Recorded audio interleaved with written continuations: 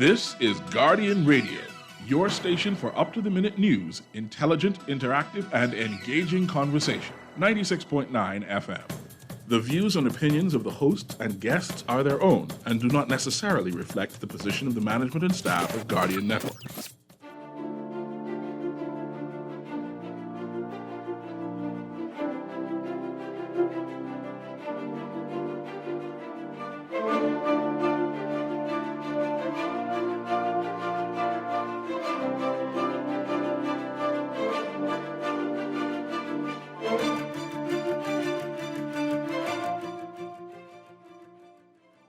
Hello and good night and welcome to the Dr. Nothra Archer Cartwright. Thank you for being with us tonight on Guardian Radio 96.9. We're currently on Guardian Radio Air as well as the Guardian Radio app, guardianradiotalk.com. And you can also listen in on our Facebook page, The Doctor is In, with me, Dr. D. Archer. Of course, brought to you tonight by Medical Concierge Services for all your medical health needs, all your family medicine care. You can check out the website, mcsfamilymedicine.com. We're also on Facebook and Instagram. Give us a call, 326-1521, or our WhatsApp line, especially for those of you trying to sign up for NHI. That's going to be 429-4880. So tonight, I kind of wanted to talk a little bit about masks and different things like that, but also just kind of talk generally a little bit too. So I'm going to have a pretty much open line tonight. If you have any questions or any other things that you want to talk about, we can talk about it. So we kind of have an Ask the Doctor segment. So the lines here at Guardian are 322-6232, 325-4316, 325-4259. So we're going to get in a little bit about what do you think about masks? Do you need them? They're starting to be dropped in the U.S. We'll kind of go through some information about those. It's always been one of those things which is kind of been back and forth and not very clear, I find. And so we're going to discuss a little bit about that. But I just want to kind of do a little bit of a reflection before we get started. Just about just being grateful and happy for life and all the things that make up life. I would say today I had a really great breakthrough, something that I was waiting for quite a long time, and it just was taking forever and forever and forever. And, you know, I made a small step to kind of push that forward, and it totally worked out and came through. So I just, I'm thankful to God, thankful for life and everything for that. And it made me think about some things. I was talking to one of my patients today, and we were just talking about all the stuff that's happened in general over the last few years and what makes a difference from someone being kind of that critical thinker that kind of thinks about the situation, makes measured decisions versus not. And, you know, it really is to me, and this is my kind of my personal feelings, that beyond education and intelligence, and those types of things. When you have people who have a deep connection, I feel, with something greater than themselves, I feel are more intuitive to things that are happening in the world. And I think it was a large distinction of that. And that really became clear to me that beyond education, beyond what you learn in books and all of this types of stuff, there is a deeper wisdom that's required to really navigate the world in an intuitive way. And we saw the difference of that, of what it is to just be like, you know, someone who's kind of textbook and someone who is really a critical thinker. And I think a lot of that comes from a spiritual aspect, a deeper aspect, and just kind of having faith in something beyond ourselves. I think when we don't have that, and not to knock those that do, but I truly think that that gives us a kind of an inner with the universe, and I think it really it's really helpful in navigating the world, and I just kind of want to just take a moment to reflect on how important that is. Even as myself as a doctor, there is a both spiritual component to health and healing. And, I think that's super important. Okay, we have a caller. Caller, you're on the air. Caller, you're on the air with us. Hello. Hello, good night. Can you hear me? I can. Okay. But I thought you couldn't hear me. But We can hear you now. You can hear me now? Yeah. Okay, this is Sparky. Hi, Sparky. Yeah. Now, you said, first of all, you said you had an open line. Mm-hmm. I wonder sometimes open line, and people are allowed to voice their opinions.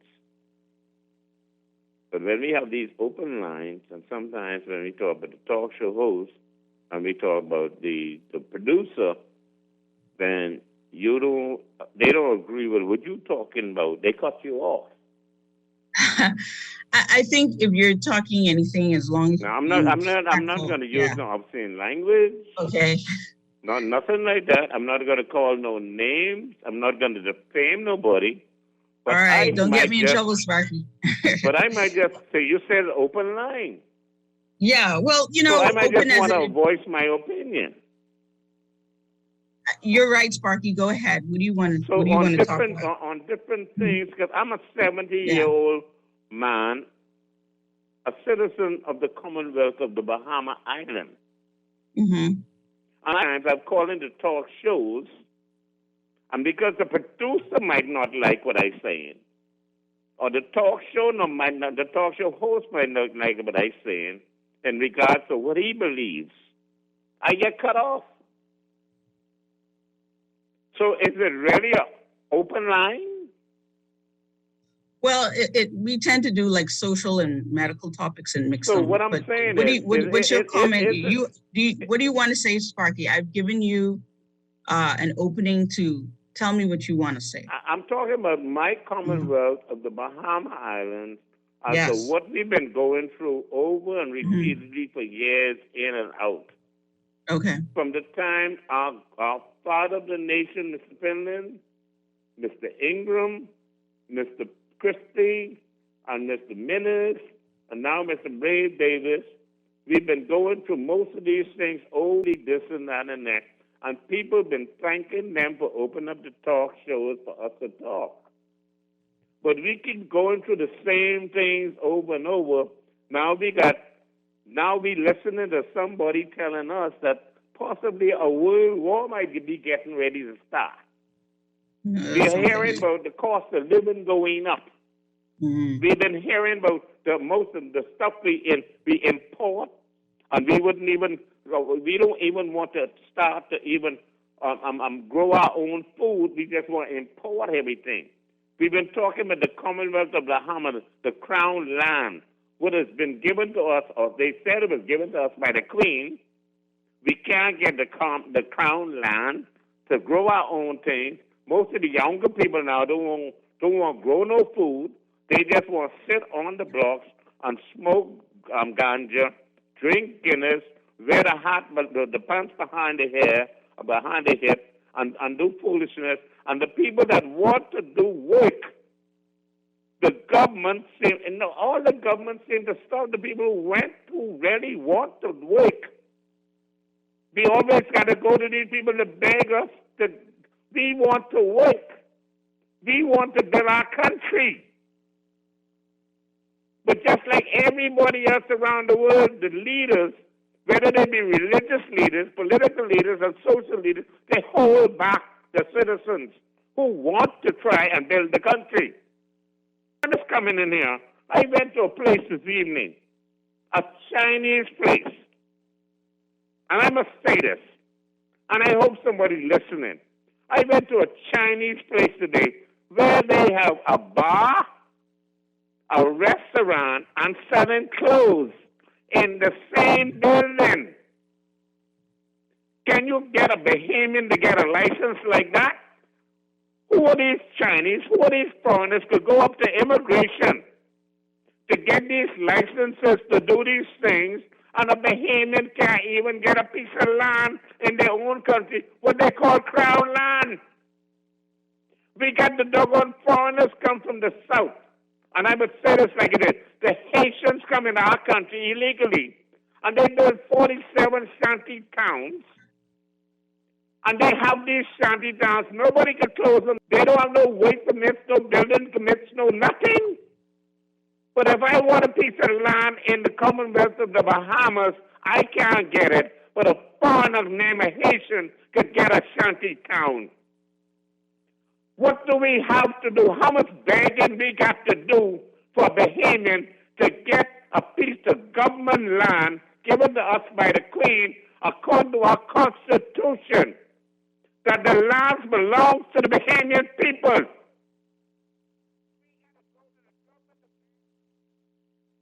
Well, Sparky, I feel your passion, and I agree with you on like just about everything that you said. I mean, I'm a nationalist, and you know they have negative connotations to that word, but I truly am a Bahamian nationalist. I believe Bahamian should be first.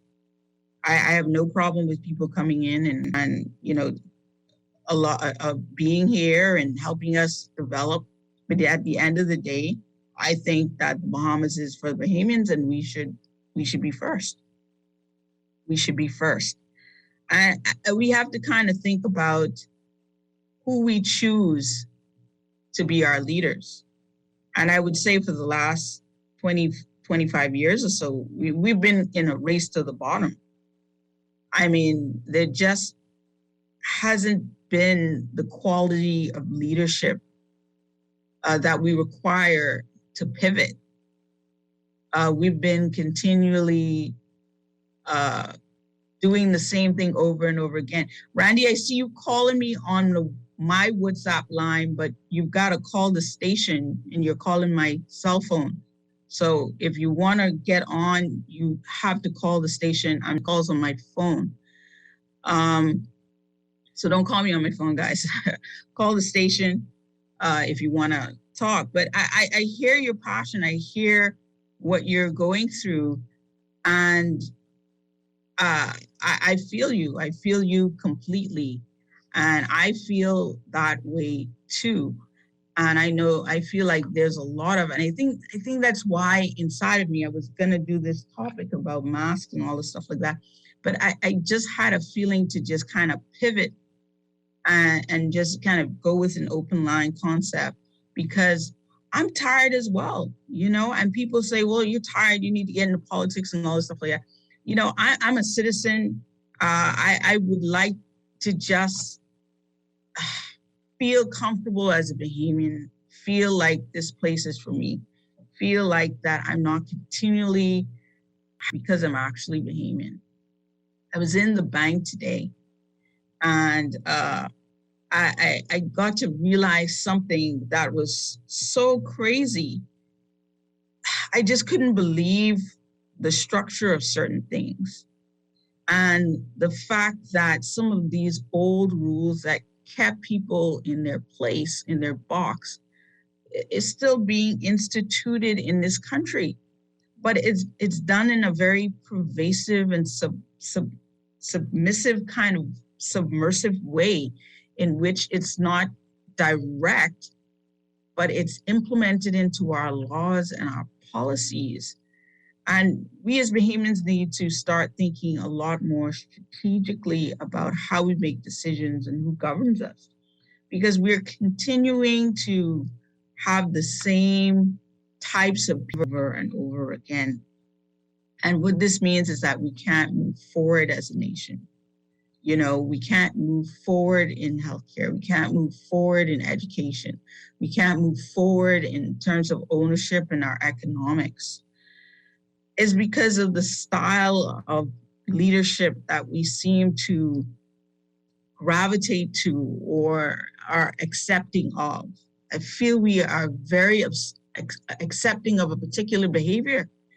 And until we reflect as a people and reject that, I think we're going to continue to see that. So I hear your passion, Sparky. I feel the same way. And I think with all that's happening, with an impending war, possibly with the pandemic, with our health being something that we've had to kind of be right in front of our face. There's so much time to think about these things and what does that mean And we've talked about this topic before about what it is to be Bahamian. And I don't think we have people in charge that are truly interested in the Bahamian dynamic. And I think it's in many things, even if we look back at the introduction of things like Carnival and all of this stuff. And people say, well, why do you care about that stuff? Well, we've had a time where we've had a very watering down of our culture, where we need to give our children the opportunity to be aware of their culture and know their history. But we invest in things that I think taking us away from who we are as people.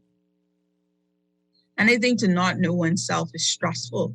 There have been studies that show how stress kind of parlays into a genetic predisposition of there's links of how, some people in slavery and different things, and wondering why certain genes are passed on.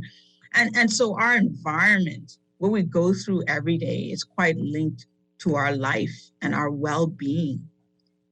And I wonder sometimes, because even as a professional, I find the world stressful. As a person who's, blessed enough to have a job and have a business and these types of things. And I can't imagine how difficult some people have it. And so I just think that we need a more strategic, Bahamianized plan for our country and just kind of what we're dealing with as a people. I think we're quite broken down at the moment. And we can see that a lot of people are kind of really dissing the way things are. And so 322-6232, 325-4316, 325-4259.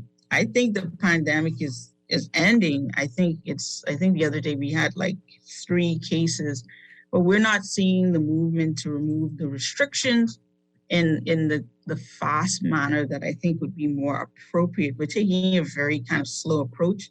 We've actually added some restrictions. It's kind of really, really weird. And I think people are ready to have some semblance of normal again, and not this kind of weird normal that people are talking about.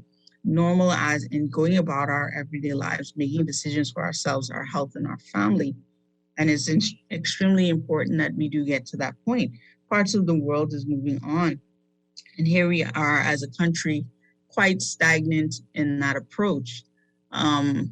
It's very obvious that our economy would even be boosted even more, and it's quite a bit. But if we would just kind of see the writing on the wall and make that move to move forward. And if you don't know how to do that, just ask for help. Ask for help. I think there's a really easy way out of this. And you can follow the science without having any problems at all. In fact, I don't think that we've been following the actual science enough. This thing has gotten away from us quite a bit. So very, very passionate, Sparky. I didn't cut you. I don't know if you're gone or what happened to your call, but I appreciate that. I appreciate that you have those feelings. And I'm sure a lot of Bahamians hold that sentiment as well. I always talk about the glass ceiling in a sense of this kind of unassuming restrictions on your life. It's very weird because, and Canada is going through a lot of weird things right now. But when I was in school in Canada, I really didn't have that feeling on me. I felt a sense that whatever I really wanted to do or accomplish, it was a possibility, even beyond what I thought I could accomplish. Because in that environment, if you have potential, people will try to pull that out of you, and they will look out for you, and they will try to propel you forward. And to feel that in another country and not feel that here at home is kind of distressing. It's kind of an interesting thing that we don't have that similar dynamic, I guess, unless you're very connected or whatever. I don't know. But that dynamic of feeling free to be whatever and do whatever you kind of want. And I'm kind of an out of the box person. I still try to do those things, but I would still say that I felt freer in Canada. It's a strange thing, but that's one of those things. So I wanted to just kind of touch into that, and I'm open to hearing thoughts of other things. But, I also wanted to talk about this aspect of the masks and how people feel about wearing masks. And if you have any thoughts about that, because we all know that, of course, the cloth masks and their effectiveness against any kind of viral illness is not really proven to be super effective. I was one of the first people to speak about masks and wearing masks, but this was in relation to like an N95 mask, for those of you who don't know. So that's the heavy white ones that you tend to see the doctors wearing. Those do have some level of protection. And if you're going to talk about protection from a virus, those would be the best. When you start going into the other grades of masks, there's not a lot of high level information that really supports them doing anything for viral illnesses. So in the US lately, they're talking about removing mask mandates in different places. I've talked to you about Florida before, and they don't have a mask mandate pretty much throughout the state. I think there's a few places where they suggest that you wear a mask, but otherwise it's up to you. And so now you're seeing the rest of America kind of open up to this concept of, okay, maybe we don't need to wear masks, because Omicron has come along and basically a lot of people have caught COVID and it's expected that herd immunity is growing. I think with us, if we wanted to do this, if we wanted to do this strictly from a science approach, we could take a sample of the population and kind of look to see where we are in terms of herd immunity, rather than just kind of relying on others. Or I don't know what metric we're using to remove restrictions, but that's what I would do. So I would maybe take a little sample and see where are we going in terms of that. And that might be helpful. And then you could just do it because the numbers are extremely low. And it's quite clear that a lot of places that have done that have actually seen decline in their cases, in their deaths and stuff like that. And so I just want to point out an article in Emerging Infectious Diseases, actually from the Center of Disease Control and Prevention. And it speaks to the effectiveness of cloth masks for protection against severe acute respiratory syndrome coronavirus 2. I'm just going to read the abstract.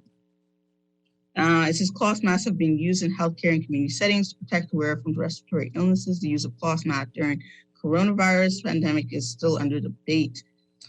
Filtration effectiveness of cloth masks is generally lower than that of medical masks and respirators. However, cloth masks, they felt in this article, could provide some protection if designed and used correctly, which we know that there is no real regulation on cloth masks. They're made, however, a lot of them even made within the country from the ones that we use here. But it says that a multi-layer cloth mask designed to fit around the face, made of water-resistant fabric with a high number of threads and finer weave, may prove reasonable protection. Until a cloth mask design is proven to be equally effective as a medical grade N95 mask, wearing cloth masks should not be mandated for healthcare workers and in community settings. However, cloth masks may be used to prevent community spread or infection by sick or asymptomatic infected persons, and the public should be educated about their correct use. And so even with the CDC, in terms of their guidelines, they speak more to using a mask if you are actually sick or you're positive, and not specifically kind of widespread. And that article goes on to talk a lot of different things, but their conclusions are basically just that. And it has a lot to do with wearing them properly, washing them, and all of that stuff. But you will see that other articles really don't show where they work that effectively. So at this point, with things being extremely low, we should be relooking at our restrictions and our rules to see how they fit into the current climate of how we are doing things. And I think we need to move a little bit faster on that. There is another article that reviews actually multiple different studies that were done on this, and it asks the question, do masks work? It reviewed over 150 different studies. It compared these studies and articles on the effectiveness and the harms. And we'll talk a bit about that too, because especially with children, we're finding that there may be some social and developmental issues that are related to wearing masks in very young children.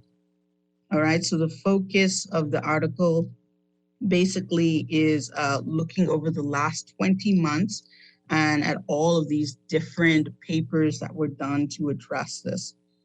And they looked at works done by Gupta, Koldroff, Bachari, and the Great Barrington Declaration, and similar impetus by Dr. Scott Atlas, who was a proponent for focused type of protection that was based on an age risk stratification approach.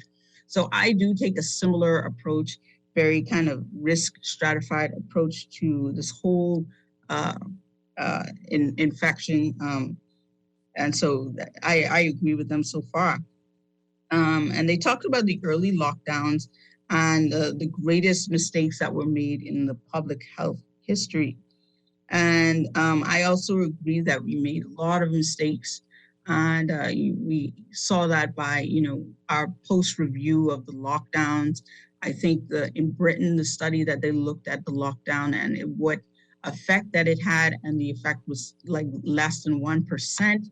I think it was like 0.2% difference between the lockdowns and if we didn't have lockdowns. So that turned out to be a very detrimental policy and not very helpful to the cause.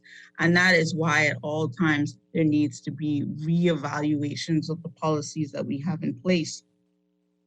And so now this work looked at very early risk stratification and then the effects and consequences that were to bear on children, not just on education, but just the closing of everything and how that affected the children at large.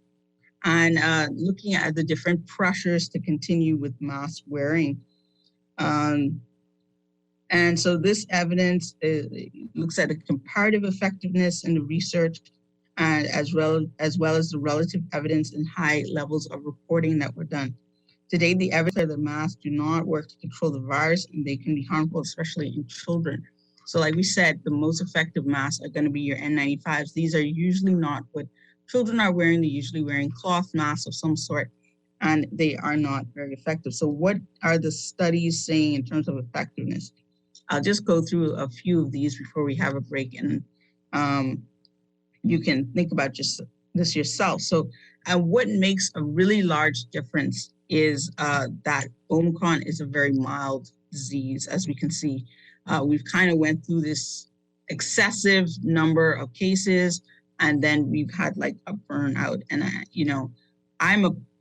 I'm an optimist. I feel that we have kind of gone through the worst of all of this, and it's my hope that we don't see further surges at all, but we are going to come at a decline. I don't think the numbers have been this low since pre-COVID numbers. All right, so the first article was the effectiveness of adding a mask recommendation to other public health SARS-CoV-2 infection in a Danish mask wearers. And this was done in 2021. And they looked at participants who were recommended wearing a mask as well as control participants. And they looked at the difference between the group, and there wasn't a very large difference between the group, negative 0.3%. Multiple imputations accounting for loss of follow-up and yield resulted in the same results. So they did very different variables to see what would make the difference. And the recommendation to wear surgical masks to supplement other public health measures did not reduce SARS-CoV-2 infection rates among wearers by more than 50% in the community, with a modest infectious rate, some degree of social distancing, and uncommon general mask use. The second article, and there's a lot, so you can go to this website, Center for Neurology and Spine.com. There you can find all these different This one was on transmission amongst Marine recruits in Letizia in 2020. And so a lot of the really great studies, a lot of the studies that you don't hear about but contain a lot of great information, weren't actually done in the US. So you have to go, look at studies that were done in Japan and look at studies that were done in Eastern Europe and other places. You tend to find really great unbiased information where it's just pure data. And that study showed that a group of predominantly young male military recruits, approximately 2%, became positive with COVID as determined by PCR during the 2-week strictly enforced quarantine. Multiple independent virus strain transmission clusters were identified, and all the recruits wore double-layered cloth masks at all times, indoors and outdoors. So despite the mask, there were still persons that did catch COVID, and it was close to the percent in the community. Physical intervention or interruption that reduces the spread of respiratory virus was another one. And then they go through a variety of different ones looking at randomized controlled trials and all this. What does that mean? What dictates as we move forward in removing some of these restrictions? So there's another article on WebMD, and it talks about mask mandates ending just about everywhere in the US except for Hawaii. So this came out in February 23rd, 2022. And they talk about the fact that cases were reduced and hospitalization was steadily declining. And just about every state except for Hawaii have dropped their mask mandates or announced some plan to do so in the coming weeks. It talks about various retailers and stores that were lifting their own personal mask mandates, such as Apple and Target, and cruise lines doing so for their passengers. CDC guidance, however, didn't change very much, although I did hear the director, Dr. Walensky, talking about a possible need to drop. But for some reason, not on scientific basis, they talk about giving people a reprieve. People don't want a reprieve. People want to go back to normal. And so we should base it on the science and not a kind of personal reprieve from the CDC. That's not really what we would want to hear from them. And so that to me was kind of an unusual comment to come from them. And they talked about people wearing masks indoors and whether they're here nor there, because there really is not a lot of significance between the two. And I think that's where we have a big juggernaut here in this country, is this very big distinction that they've made between people due to status. And so that's something that I don't know what it'll take to remove that kind of stigma that's been placed out there on people, even with the data that we've seen and knowing that we've had a lot of people, even vaccinated persons, who have caught COVID. All right, so that's what they're doing in the US.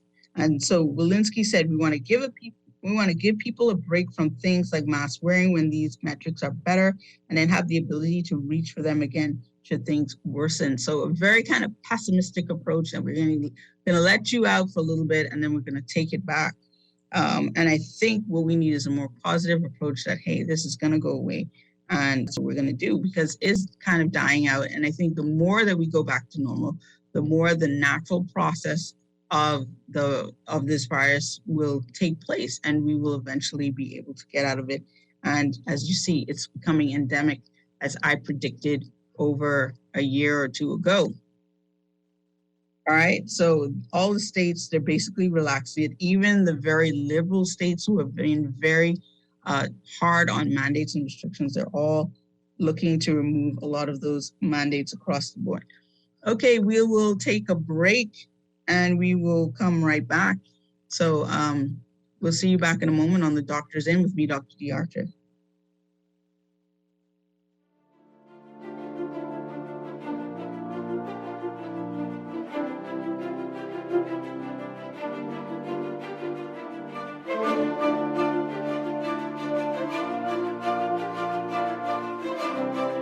Sign Sign up for Cartwright membership and join the Savings Club. As a member, you get access to exclusive discounts on your favorite grocery club packs, appliances, electronics, outdoor living, and so much more. Whether shopping for your home or business, you can enjoy low warehouse prices on quality name brand products. Your Cartwright membership also allows you to save at other participating businesses, and Gold Card members can earn an annual 2% reward up to $500. Sign up for the Cartwright membership card today and let the savings begin. Always on the go? Missed the show? You can now listen to Guardian Radio talk shows anytime, anywhere on Spotify and YouTube by searching Guardian Radio 96.9 FM or by entering the name of your favorite show. You can also listen by logging on to GuardianTalkRadio.com and clicking on the podcast tab. Guardian Radio, continuing to provide you with fresh news anywhere, anytime, all day. This is Guardian Radio 96.9 FM. Fresh news, smart talk, all day.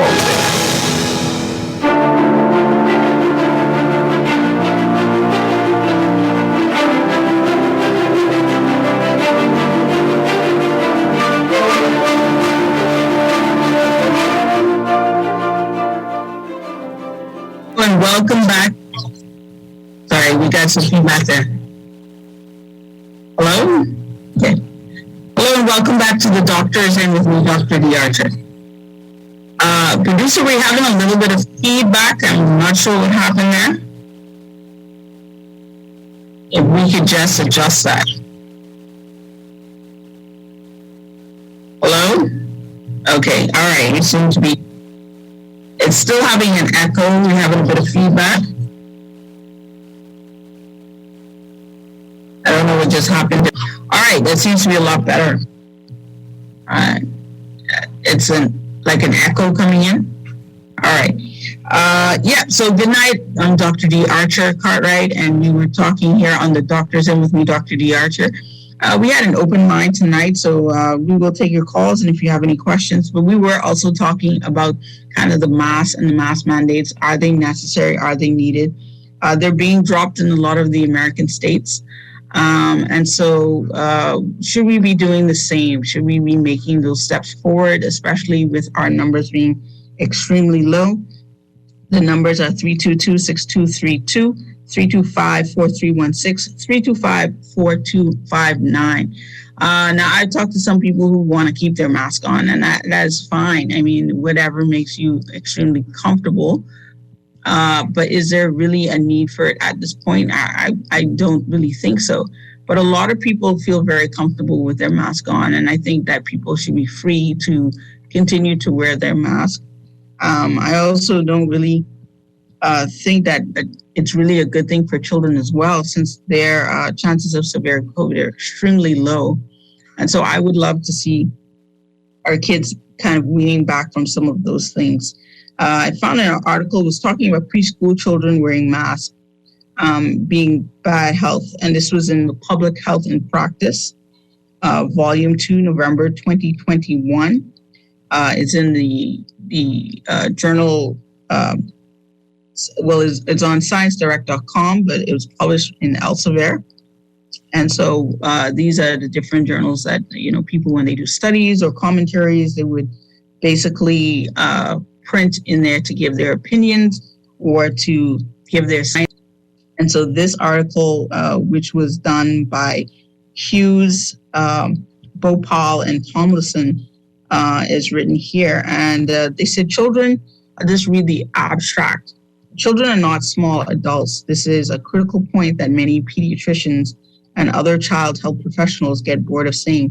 Yet it does not seem to need repeating. Whilst children have the lowest risk from COVID-19 directly, they risk suffering the indirect impacts of policy decisions. They risk suffering the indirect impacts of policy decisions, many of which appear to have been made with next to no explicit consideration of their interest. Public health interventions should not only be about infectious disease control, they should also consider a broad set of outcomes. In addition, they ought to consider vulnerability, including that in early childhood, a time when children's brains are developing rapidly and are most susceptible to adversity, we believe that mandating masks of preschool children is not in line with public health principles and needs to be urgently reconsidered. So these are like young children, just to kind of tell you this whole concept. And so the article kind of looks at what's happening in the U.S. and what guidance was given in terms of childcare and masks. And in some parts of the U.S., they were very strict with children and mask wearing, especially indoors. And the guidance that was given by the CDC and Dr. Fauci and different people that focused exclusively on COVID transmission. And they felt like they got this wrong and that this guidance is not good public health.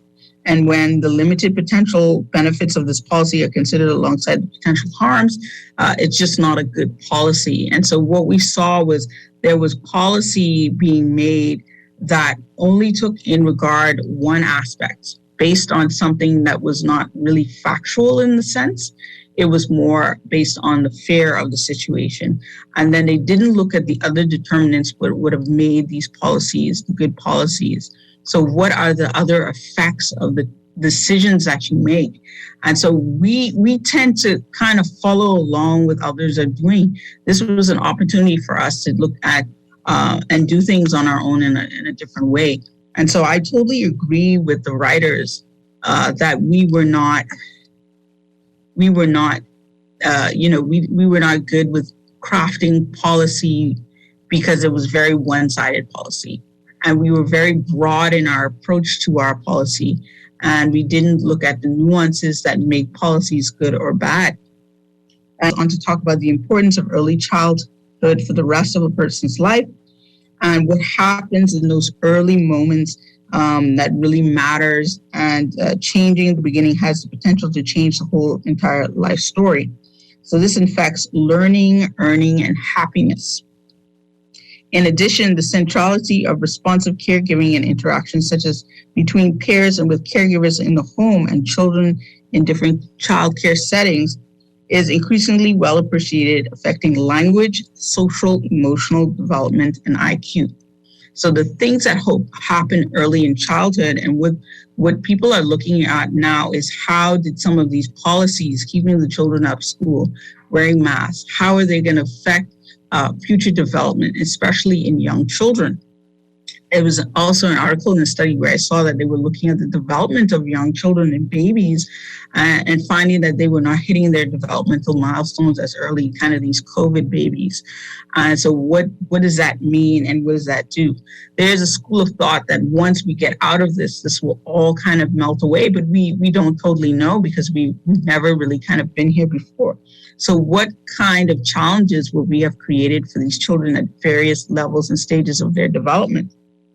It goes on to talk about the interaction and engagement is much more than an optional nice to have that can be deferred for a few years whilst the pandemic is controlled. The window of ensuring optimal early childhood development is very short. So during this period, moment by moment engagement, caregiver responsiveness, and learning of social cues, both by reading faces and caregivers and others, are crucial for early social emotional development for learning. And the give and take of peer interaction, crucial for developing a theory of the mind. Just the importance of the interactions of human development. Another paper that I wrote talked about that at around about 8 months, children start reading lips. And they thought this was just children that were in bilingual homes. But they found this across the board, that children actually start reading your lips before they even start developing the words for themselves. So they interpret a lot of language through expression. And although they may be able to decipher what some of those expressions are, even with a mask on, it makes it quite difficult, and it changes the way that their brains work. So it would be considered grossly unethical to attempt to assess the impact of covering the faces of young children and their caregivers on early childhood development. The potential for harm here is clear, especially when you consider the long hours that many children spend in child-giving settings. So we're sending our children, even when we send them back to school, for long periods of time in a mask-like environment. where it's affecting their development. And this is talking more so to very young children, but as kids grow up, they do need these form of interactions. The risks to early learning, childhood development are especially concerning when balanced against potential benefits that mandating young children to wear masks might plausibly bring. There are 3 potential benefits here that seem worthy of consideration. Okay, you're talking about the reduction of COVID-19 to the child and their peers, reduced risk of their caregivers, and wider benefits of control. Considering the first of these, it's increasingly clear that thankfully, and I always say this myself, thankfully, the risk for children is extremely low in terms of mortality risk for children. So even when we consider the benefits, the margin of that benefit is really, really small. In addition, current experimental estimates of the risk of prolonged symptoms also suggest that these are uncommon for young children and likely similar to risks that they face from any other virus. Regarding the risk that unmasked toddlers represent to the adult caring for them, the U.S. and other high-income countries, child care staff have now been, they talk about them being vaccinated, but a lot of them have also acquired SARS-CoV-2, especially young ones, and children tend to be asymptomatic. And so, they don't even really need it because in those settings, they don't really are not big transmitters, and they don't usually have symptomatic illness. And so if you're talking about spread between it, these are low-risk environments. So school is considered an extremely low-risk environment. And so all this stuff, schools closed first, opened up last, when it should have been the other way, because if we did proper assessments, we would know that those are very low-risk environments. As the consensus builds, the article goes on, SARS-CoV will become an endemic pathogen. It is crucial that we focus our efforts on interventions that are harm-free and benefit-rich as possible. All right. And so it may include some mask wearing for healthy adults, a collective as a society, and I think that should be choice, especially crowded places. But we do not feel that the extension of this intervention for preschool children to be advised, let alone mandated. It is noteworthy that the World Health Organization explicitly advises against masking young children under. And I think in some places they talk about over the age of 2, which I think is extremely young. And there have been lots of problems with trying to mask children that young. In summary, the benefits of masking preschool children are unclear, but are probably too small to make a major difference to individual risk from COVID-2 or the epidemic control. In contrast, the harms of this policy are likely to be damaging, potentially considerably so. Given this and the influence that the CDC and Dr. Fauci have both in the US and globally, we believe an urgent reconsideration of this policy is needed. So definitely it's at the point where a lot of people are requesting or demanding, I guess, kind of relooks at different policies. And that one was specifically geared for children and mask wearing within them, which I totally agree with. I say take the mask off the kids. And I think it's going to be one of the best things that we can do. They don't really need it, not even young people. 322-6232, 325-4316, 325-4259. How do you feel about that? Some people may disagree. I think that if we do proper risk-benefit analysis, that we can make that decisions for ourselves. There is another article that I looked at that looked at the influence of masks on development, influences on facial masks on children and social and emotional development. And it goes into the way that mask wearing has changed our society and the social development of all of that. They investigated what that social development was, and they looked at various different studies that covered this and let children use that as a prominent thing. We have a caller. Caller, you're on the air. Yes, good night, Dr. Archer. Hi, good night. How are you doing? Yeah, I'm all right. I appreciate it. I wonder why you always on point. Dr. Archer, the CDC, the WHO have been wobbling all about with disinformation, misinformation, subterfuge, not being intellectually honest, whatever euphemistic terms you could find, right? Because you can't say lying no more, right? And so I had calculated the diameter of the coronavirus on the radio at least about 3 or 4 times from Ms. Malcolm's show, right? So if you divide the nanometers by 25,400, which will give you it in inches, right? So what I'm saying is the mask concept you have is totally correct, because what happens is the mask actually is designed to prevent you from spreading it versus the virus coming in. Because when you calculate the microns of the mask, especially the cloth mask, it's the virus is smaller than that. It's always able to get through. You see what I'm saying? So the fact that there is a study, I don't know if you saw the study, but there is a study, and there's not really much peer-reviewed studies, but the facts show that there's a 5 to 20% reduction in oxygen uptake, whether it's hypoxemia or hypoxia. You know the difference, right? So this paradigm, my little daughter, she was saying they had to wear the mask out in the playgrounds, etc., right? I noticed last week you was talking about anxiety. She's having anxiety since the break in the school term. That morning she asked me if I could come to school with her, because she's getting a little nervous and getting a little anxious. So I see the repercussions because she transitioned from a preschool to grade 1, right? And I've seen the deviance in the behavior as far as the social aspect of it, right? But what can we do to disinformation up? Because I saw a one-way paradigm the other day on AP News on Guardian Radio where the CDC issued a statement about pregnant women who were vaccinated, and they talked about the immunity produced by the offspring, right? The baby showed long-term immunity, which I thought was disinformation because the time wasn't passed to do the study. But they didn't do a counter-study on women who contracted the disease and who were not vaccinated, right, but who had COVID. So you have to do a counter-study. You understand what I'm saying? Why is there a one-way narrative? Well, they have to have controls, so there should be something to compare it to. But they didn't. But this is the narrative that they run on. You have to understand that a lot of stuff, even with the CDC, a lot of stuff that they're talking about is what we call low confidence information. Yeah, I know, but Dr. D, I'm so well versed. Like, let me give you an example. All right, with a challenge study, right?